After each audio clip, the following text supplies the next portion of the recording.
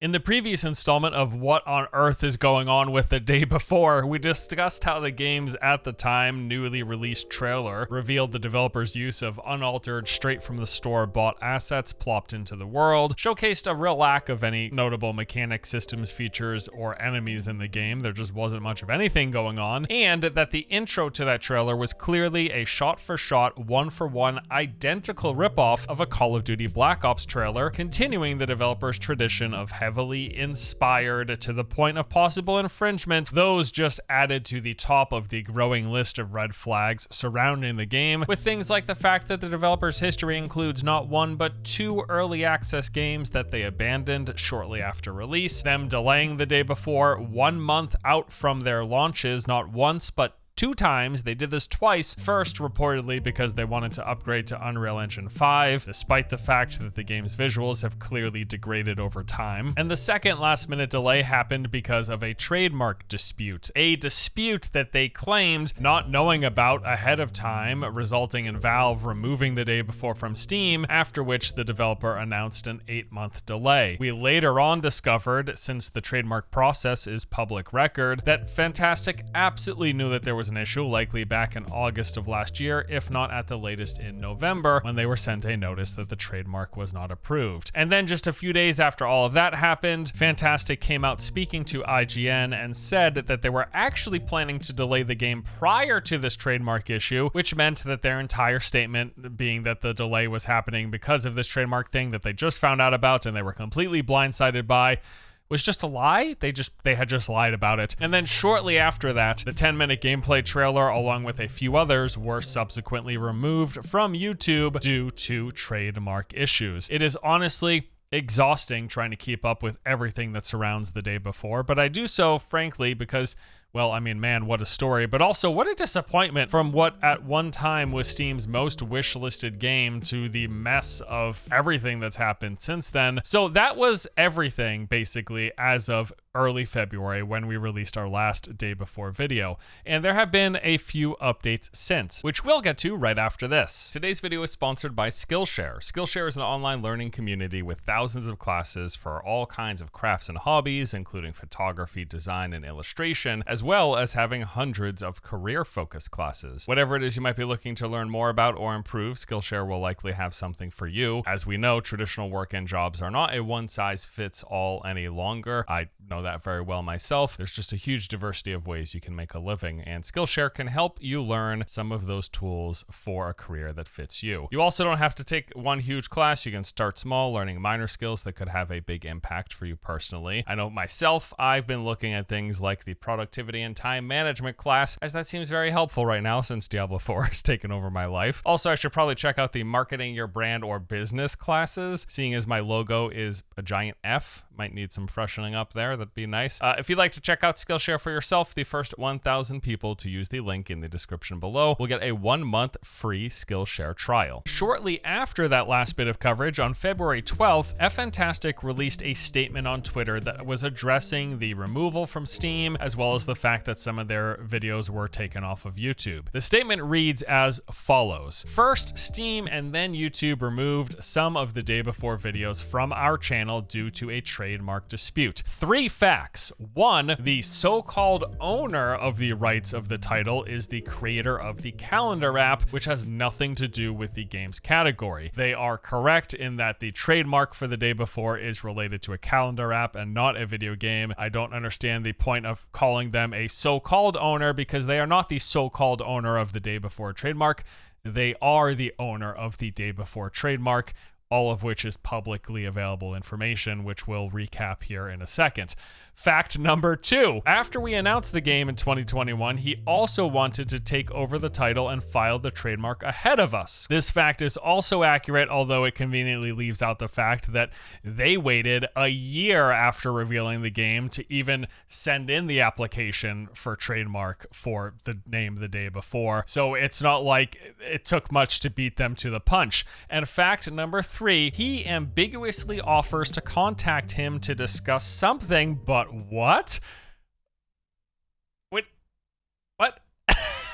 And they wrap it up by saying, "We'll fight, power is in the truth." Beyond the last part of that statement, they do obviously are focused on this whole trademark issue, the trademark debate, because this is what are causing the biggest issue for the day before at the moment. It's the reason a lot of their videos have been pulled from YouTube. It's also the reason the game no longer has a Steam page and apparently won't anytime in the near future, because this is still an ongoing issue. So this is the trademark history. And again, keep in mind, all of this information publicly available. I can give you guys links in the description below if you want to check it out for yourself. But this is the timeline of the trademark filing for the day before. So we know that Fantastic, they revealed that game with that first initial trailer. This was back in January 2021. At that time, the name was free and available for trademark, but they didn't apply for it for whatever reason. Then in June 2021, 6 months after the game gets revealed, Soon-Jae Lee files a trademark application for the day before, and this was to be used for a calendar app that they had made, just basically like keeping track of things, birthdays, appointments, stuff like that. It's just a calendar app, right? But it's called the day before.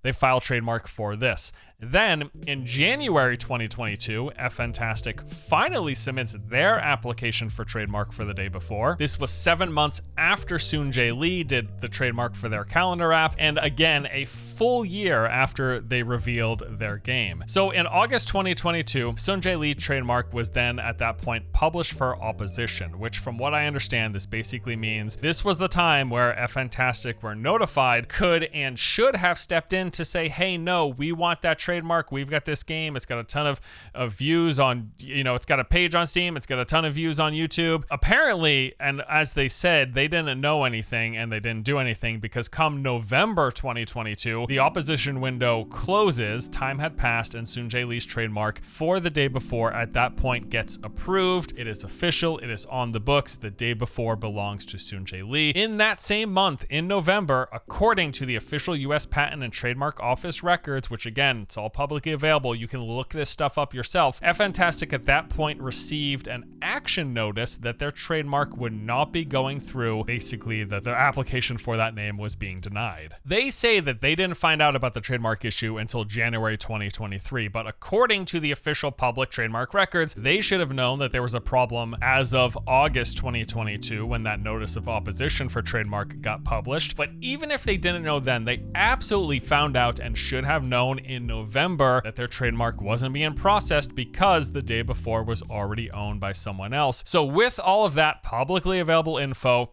them coming out and like doubling down with this Twitter statement, as well as with discussions in various interviews, like that interview with IGN, saying, oh no, we didn't know about the trademark issue until right before we were supposed to launch, and then Steam took our game off of their store, and then YouTube took our videos down, and we get this, oh god, this is terrible. We had no, they knew.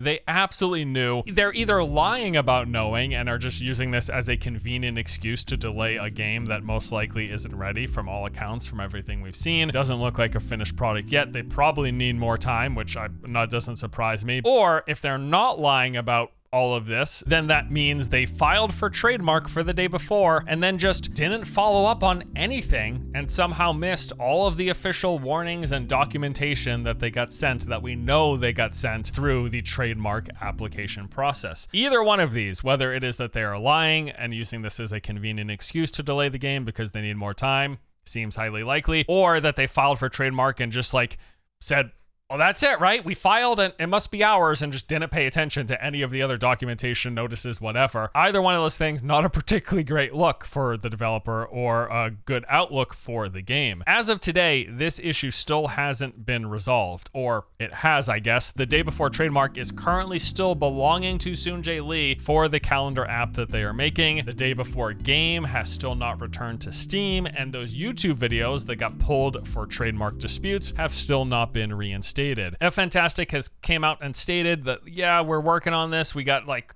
top 8 #1 lawyers that are going to fix this problem. The truth will prevail. Or as they said in their Twitter statement, we'll fight. Power is in the truth. The truth is you revealed your game. You waited a full year to trademark. Someone else trademarked for another thing. And so having all of this freely available and them having, again, doubling down, like, no, we had no clue. What? How, that trademark? What is that? We filed for it, but we don't understand. Hire someone who does, I guess. And I hope that they resolve this. Or the other thing is change the name of the game. The Day Before isn't even a particularly great name. Just change the name of the game if this isn't going to work.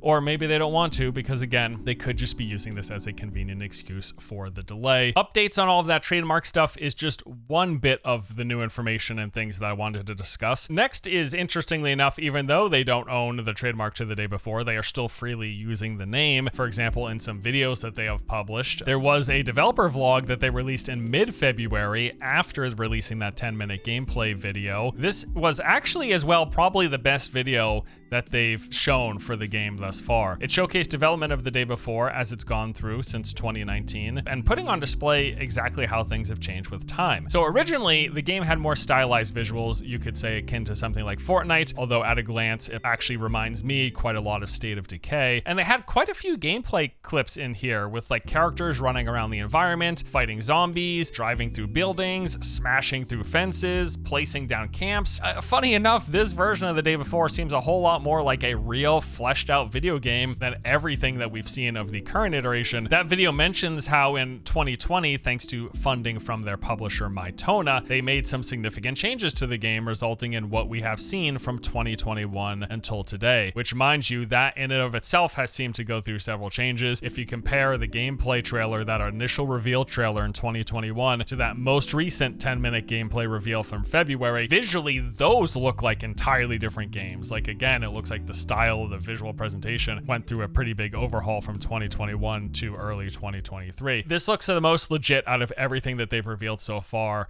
although it's not enough to make me forget all of those prior discussed issues in previous video coverage of this game. They've also continued the, I guess what I would call fairly odd marketing with things like this hot tub video. It's like a minute-long video that shows a guy walking into a spa, sitting in a tub for a minute, and then leaving. And then most recently, just a few weeks ago, IGN published a new trailer with this 20 seconds of a car driving fast through downtown. By the way, IGN, way to carry water for this game with everything that's come up.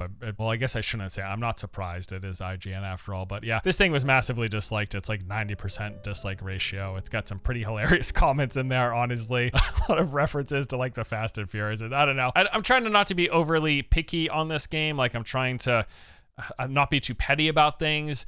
I cannot believe, as I continue to make videos and I continue to follow the coverage and the developer and interviews and the way they present this game and the way they present themselves and the way they talk about themselves in the studio, and it just is something just doesn't really sit right with it all. It just seems like, again, as I've said before, I don't think a scam is the right word, but it definitely seems like they're doing a bit of hoodwinking here. Look at what the game was in 2019.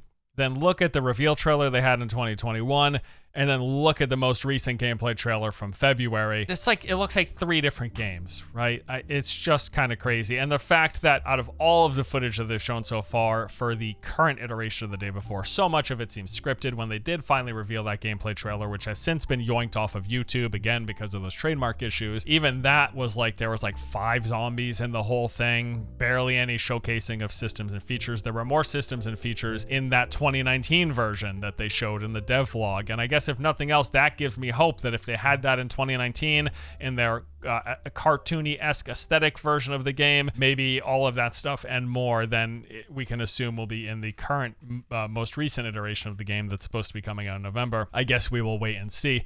Now, probably some of the most substantial new bits and new things was actually an interview that they did following that car video that they released a couple of weeks ago. We saw a fairly lengthy developer interview over on wellplayed.com, and they actually opened up with I guess what I would call a somewhat hard-hitting question, saying, are we able to get an update on the game's legal situation and if it will be returning to Steam? Is there any chance you will change the name? And the developer's answer, well, here it is. We believe that power is in the truth. Okay. We were the first to start using the name related to the video game. This is true. This is an indisputable fact, as they say. Rooted in our belief in justice, we are optimistic about regaining our name through legal proceedings as swiftly as possible. They give absolutely no timeline here, and as of yet, again, the Day Before still belongs to Sunjae Lee. We wanted to reassure our community that our Steam page will be reinstated soon. A couple weeks after this interview posted, it is still not up. We'll be back at the top of the wish list. Okay, maybe. Currently, our primary focus remains on the development of the game itself. Trademark-related matters are being managed by our newly formed New Zealand joint venture with our publisher Mytona, aptly named Mytona Fantastic. So they're saying that thanks to their rooted belief in justice, that's not how this works at all. The trademark was filed before you. Again, I think the biggest thing is whether or not a day before trademark for a calendar app and a day before trademark for a video game can exist simultaneously. I would assume, barring any arguments of brand confusion, that those two things could exist side by side, or they could just change their name because the day before isn't even a particularly good name. Just change your name and we'll move on, right? They were asked about the heavy inspiration that the game looks to pull from The Last of Us and The Division, and they then said, hey, were these deliberate design choices to blend elements from those games? Are you inspired by anything else? And their response was, yes, of course we were inspired by those two, but also, quote here, by simply observing our surroundings, engaging in introspection, and understanding the intricacies of human experience, we often uncover the most profound inspirations. This unique blend of drawing from life and top-tier gaming helps shape our creative process, allowing us to craft unique and innovative experiences for our players. We're talking about a zombie survival game. We're talking about a zombie survival game that seems like it might not have a big emphasis on PvE, which I'll touch on in a coming up question. A zombie survival game that's probably going to amount to just players shooting each other. Like, fine, this is all great stuff, like observing your surroundings, engaging in introspection, understanding the intricacies of human experience. Is this really translating to the day before? This is what I'm talking about, man. When so much of what this developer puts out, it just seems like so convoluted, like unnecessarily attempting to be deep about their zombie survival game. And we're not talking about a game that's looking to have like a huge narrative focus, right? It's not like this is The Last of Us, where a quote like that would make a whole lot of sense. This is like a multiplayer, probably going to be grief-heavy survival game. If it has VoIP, just expect that to be a disaster, as it always is, right? But so just whatever, introspection is great. Fine. All right, next up, we actually get some information about some gameplay. So let's put all those concerns aside. Let's pretend this is a real genuine thing that's going to be coming out. They talk a bit about gameplay in the interview as well, asking, are you able to share some details about how the core gameplay will work? Will there be story/missions and objectives like in The Division, or will players simply venture out into the open world? Have you made the decision about how many players will populate a server? The answer was, the day before is an open world post-apocalyptic sandbox. Here, players will have the opportunity to fully immerse themselves in this new world, exploring a huge skyscraper city called New Fortune City, purchasing houses and vehicles, and creating unique personal narratives along the way. While our game predominantly leans towards player versus player engagements, we will also incorporate quests centered around the restoration of society. We cannot provide specifics regarding player population per server at this stage, as we are currently in the testing phase. We are committed to striking the perfect balance between a dynamic, populated world and optimal gameplay performance. Our primary aim is to provide the most thrilling experience in whatever the best survival games worldwide. Some new things here that I don't recall ever seeing in the past. We knew that this was a open world game. Their use of the word sandbox I find is pretty interesting. This could just be in reference to there being not many main objectives that are kind of holding your hand. They were also asked if there's going to be various types of enemies and zombies, and then their response was, within the boundaries of realism, we've designed various types of infected to add to the complexity and thrill of the game. However, it's essential to note that the core focus of the game isn't solely on zombies. Instead, the heart of our game lies within the interactions and experiences with the players themselves as they navigate and inhabit this post-apocalyptic world. I really think that this is an out for the fact that we can probably reasonably expect there to not be a lot of zombies in this game. As we saw in that 10-minute gameplay trailer, the world looked pretty barren. We noticed that there weren't a lot of other zombies or other players, and they are stating here that the core focus of the game isn't the zombies, but it is the interaction with players. So I'm really just expecting the game to be fairly zombie light. I just feel like that is a reasonable takeaway from this particular portion of the interview. So there's a couple of other things in here. They talk about the survival colonies, which are just basically NPC towns that you can go to chill, do various like side things, like,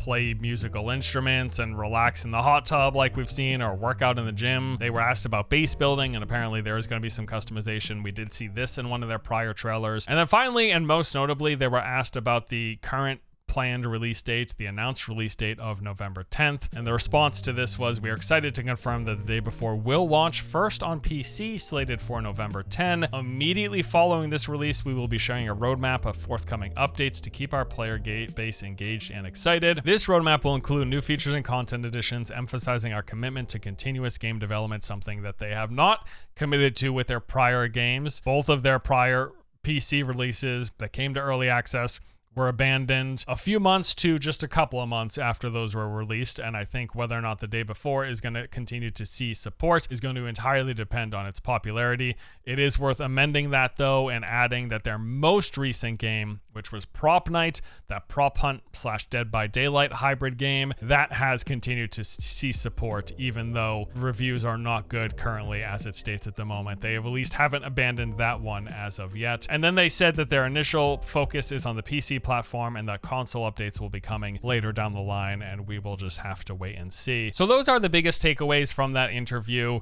I just think all around, while I am really happy to have that dev vlog that showed how the game has changed from 2019 to today, I am still not that much more confident in where we sit at the moment. There have just been, I guess, way too many missteps and issues, and again, those red flags cropping up time and time again to leave me with any confidence that this is going to be like a game that we should legitimately be excited for. We can be intrigued, we can be curious, and at least I'll speak for myself. I am intrigued and curious and just want to continue to follow the game.